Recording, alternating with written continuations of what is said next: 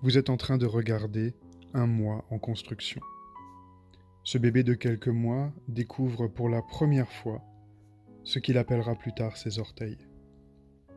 Mais ici et maintenant, il fait une expérience inédite, composée de vibrations que nous appelons sensations tactiles et visuelles.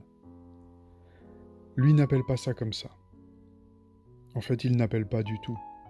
Son mental est rudimentaire, à peine naissant. Il n'a pas de mots, il ne sait pas qu'il est un bébé. Il n'a ni sexe, ni genre, ni prénom. Il n'a même pas encore de corps.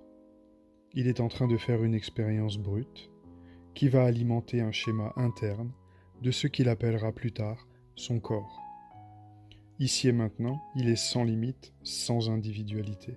Le monde entier est lui, simplement parce qu'il est.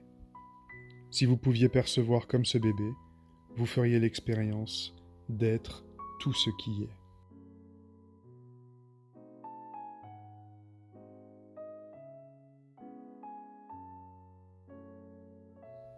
N'est-ce pas fascinant de tenter de se mettre à la place d'une conscience en amont du moi ? Nous avons tous été ce bébé. Nous avons tous appris et construit le monde à travers un mental. Le mental est un logiciel. Ce logiciel sert d'interface entre la conscience et le monde physique. Il se met en place à partir de l'expérience du réel. Le pied ou la main du bébé bouge avant le développement du moi. Le conscient rationnel, l'ego, n'apparaît que dans un deuxième temps. Il émerge au sein de l'expérience depuis le filtre mental. Le mental est un commentaire de la réalité, une déduction.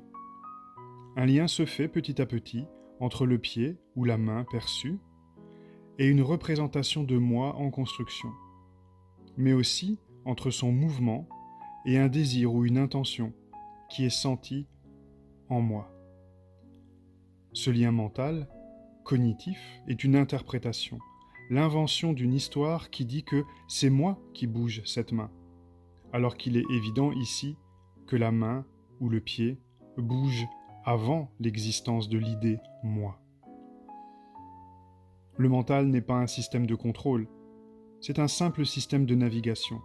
Il propose une description de la réalité en train d'être éprouvée. De la même manière qu'une carte routière et Google Maps ne seront jamais qu'une description pauvre et limitée du territoire qu'ils représentent, le mental sera toujours une réduction et une interprétation de la réalité. Aussi, notre ego est alimenté par des expériences qui sont commentées par d'autres. Notre moi est en grande partie programmé par nos parents et notre entourage, ce qui va inclure une description collective appelée norme. Ce paradigme est actuellement fourni avec son lot de jugements de valeur qui émaille notre logiciel de données réparties en deux catégories, le bien et le mal. Là encore, ces catégories ne sont pas réelles, mais tentent de décrire le réel. De plus, elles varient selon l'époque et les régions du monde. Ce moi virtuel est à l'origine de tout un tas d'expériences souffrantes, de la culpabilité à l'injustice en passant par la victimisation et de tous les systèmes relationnels défaillants qui tournent autour du pouvoir et de la domination. Qui est coupable ou qui a du pouvoir sans ce soi-disant moi auquel je me réfère? Le monde est rempli de créatures vivantes, de l'amibe à l'abeille, dont le mental, s'il existe, n'est en rien comparable au nôtre, et qui n'ont pas d'ego, de représentation de soi, et qui pourtant se meuvent de manière tout à fait fonctionnelle, voire gracieuse. Il n'y a pas besoin d'un moi, d'un auteur, d'un quelqu'un aux commandes pour que l'organisme humain soit viable. Regardez ces enfants, et les plus grands aussi, dont le mental n'est pas encore complètement obstrué par des histoires au sujet d'eux-mêmes. Ils sont pleins de joie, d'énergie, de spontanéité. Ils se laissent traverser par leurs émotions, ils jouent avec la vie.